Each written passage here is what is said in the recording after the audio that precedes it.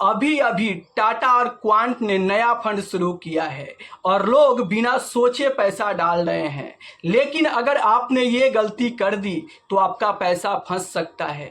तो आखिर वो गलती क्या है, चलिए मैं आपको सीधे समझाता हूँ। देखो, टाटा और क्वांट के इस नए फंड में एक नया नियम लागू है।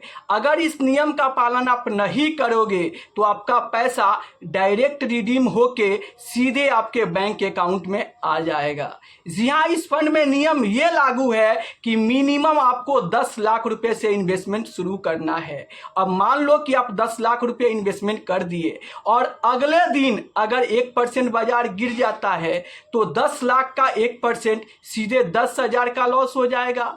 और कहीं 2% बाजार गिर जाता है तो 10 लाख का 2% यानी पूरे 20 लाख रुपया का नुकसान।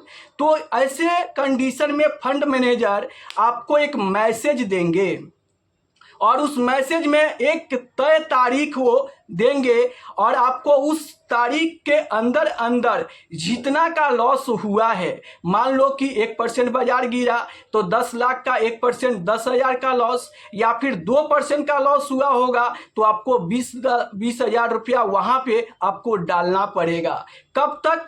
जो फंड मैनेजर आपको मैसेज देंगे उसमें वो तारीख देंगे, एक तय तारीख सेट कर देंगे कि इस तारीख के अंदर अंदर जितना का लॉस हुआ है उतना आपको पैसा डालना है।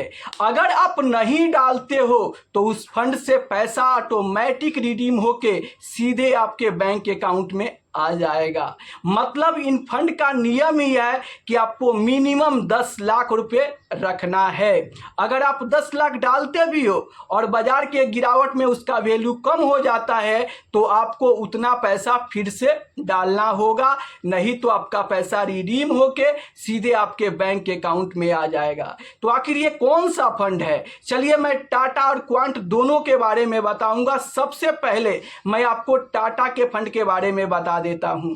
तो आप देख सकते हैं स्क्रीन पर, यहां पर टाटा म्यूचुअल फंड का ये titanium equity long short fund है। इस फंड का यहां पर एनएफओ खुलने की तारीख 27 अप्रैल 2026 यानी आज से ही इसका एनएफओ खुल रहा है। और एनएफओ बंद होने की तारीख की बात करें तो 11 मई 2026 को इसका एनएफओ बंद कर दिए जाएंगे। इस फंड में मिनिमम 10 लाख रुपए से इन्वेस्टमेंट शुरू है और आपको यहां पर 10 लाख रुपया मेंटेन करके रखना है। मान लो कि आप 10 लाख डाल भी दिए और बाजार की गिरावट में इसका वैल्यू कम होता है तो जितना वैल्यू कम होगा उतना पैसा आपको फिर से वहां पे डालना पड़ेगा, नहीं तो आपका पैसा ऑटोमेटिक रिडीम होकर आपके बैंक अकाउंट में आ जाएगा। अब देखें यहाँ पर ये लॉन्ग और शॉर्ट दोनों फर्म है। यहाँ पर इक्विटी में इन्वेस्टमेंट होगा और कुछ पैसा से यहाँ पर फंड मैनेजर गिरते हुए बाजार में भी इन्वेस्टर को पैसा बना कर देंगे, क्योंकि वो यहाँ पर ये शॉर्ट टर्म में भी काम करेगा और लॉन्ग टर्म में भी काम करेगा। फंड मैनेजर गिरते हुए बाजार में भी बेहतर रिटर्न निकाल कर देने का यहाँ पर कोशिश करेंगे। लेकिन अभी तो ये फंड लॉन्च हो रहा है, देखते हैं कि आने वाला समय में ये फंड काम कैसा करता है। चलिए अगर मैं क्वांट म्यूचुअल फंड के बारे में बात करूं तो क्वांट का जो नया फंड लॉन्च हुआ है वो आप स्क्रीन पर देख सकते हैं। सेक्टर रिटोशन लॉन्ग शॉर्ट फंड है क्वांट म्यूचुअल फंड का। इस फंड का एनएफओ 27 अप्रैल 2026 को खुल रहा है और यहां पर देख सकते हो 11 मई 2026 को इसका एनएफओ बंद कर दिए जाएंगे। इस फंड में भी मिनिमम आप 10 लाख रुपए से ही इन्वेस्टमेंट शुरू कर सकते हो और आप यहां पर भी देख सकते हो कि ये इस फंड का जो बेंचमार्क है वो निफ्टी 500 टोटल रिटर्न है। का जो फंड मैनेजर है वो आप देख सकते हैं संदीप टंटन जी है और इस फंड में मिनिमम 10 लाख रुपए से इन्वेस्टमेंट शुरू करना है।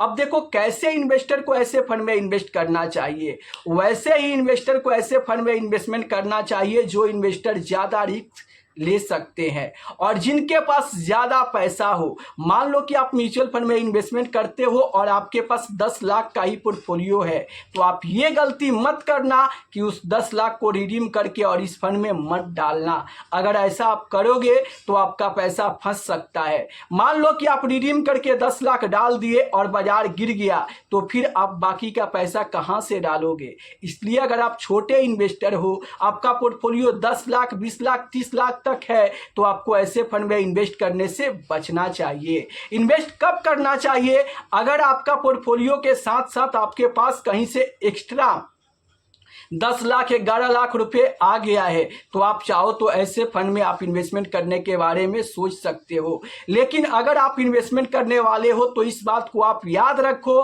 कि 10 लाख से आप इन्वेस्टमेंट करोगे और बाजार गिरता है तो 1% पे 10,000 का लॉस, 2% पे 20,000 का लॉस, और कहीं 5% गिर गया तो सीधे 50,000 का लॉस, और ये 50,000 आपको तुरंत पे करना पड़ेगा। तो अगर आप यहाँ पर 50,000 1 लाख तक इन्वेस्टमेंट करने का सक्षम नहीं है तो आपको ऐसे फंड में इन्वेस्ट करने से बचना चाहिए, क्योंकि ऑटोमेटिक आपका पैसा रिडीम होकर आपके बैंक अकाउंट में आ जाएगा। तो फाइनली आपको क्या करना चाहिए? छोटे इन्वेस्टर है तो आपको SIF में इन्वेस्टमेंट करना से बचना चाहिए। अगर आपका पोर्टफोलियो 50,000 का हो गया है तो आप चाहो तो वहां से 10 लाख रुपया आप ऐसे फंड में डालकर और लंबे समय के लिए देख सकते हो कि ये कैसा रिटर्न बना कर दे रहा है। फिलहाल आपको यहाँ पर इन्वेस्टमेंट करने से बचना चाहिए, क्योंकि ये नया फंड है, नई स्ट्रैटेजी है। आप देखो कि 1 साल 2 साल में ये फंड काम कैसे कर रहा है, कैसा परफॉर्मेंस कर रहा है, कैसा रिटर्न बनाकर फंड मैनेजर दे रहे हैं। अगर तगड़ा रिटर्न देते हैं तो फिर आप ऐसे फंड में इन्वेस्टमेंट करने के बारे में सोच सकते हैं। तो क्या आप SIF फंड में इन्वेस्टमेंट करने वाले हो तो नीचे कमेंट में ज़रूर बताना। और अगर वीडियो अच्छा लगा है तो वीडियो को एक लाइक कर दीजिए, चैनल को सब्सक्राइब कर दीजिए। और अगर आपके भी मन में म्यूचुअल फंड से जुड़ी, इन्वेस्टमेंट से जुड़ी कोई भी सवाल चल रहा है तो आपको बिल्कुल भी शर्माने की ज़रूरत नहीं है, आप कमेंट करके पूछ सकते हैं। मैं पूरा कोशिश करूंगा इसे वीडियो के माध्यम से आपको सही रिप्लाई देने के लिए। तो फिर देर किस बात की, फटाफट चैनल को सब्सक्राइब कीजिए और अपना सवाल कमेंट बॉक्स में लिखकर भेज दीजिए।